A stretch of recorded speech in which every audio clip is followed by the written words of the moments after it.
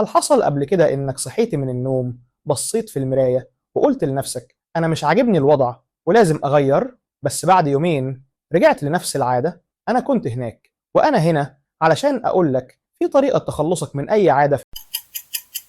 وده مش كلام فاضي. من سنة كنت مدمن سهر ويوتيوب، أقول كل يوم آخر فيديو وبنام وألاقي نفسي 3 الفجر تعبان ودماغي مشوشة وجوايا إحساس بالفشل.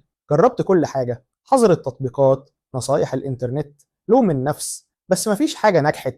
لأن المشكلة مش في الإرادة، المشكلة في نمط العقل، والعقل بيتغير. العادات مش صدفة، هي رد فعل تلقائي لمحفز، زي ما دماغك بيربط الملل بالسكر أو الضغط بالسوشيال ميديا. بس نفس الدماغ يقدر يتعلم يربط شيء جديد بالمحفز. وهنا بيجي دور تحدي 21 يوما.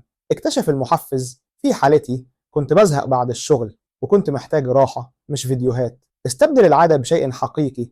بدلت اليوتيوب ب15 دقيقة كتابة يوميات. في الأول كنت حاسس بالملل، بس بعد 5 أيام بقيت مستني اللحظة دي. اثبت يوم ورا يوم، مش لازم تبقى مثالي. هتقع؟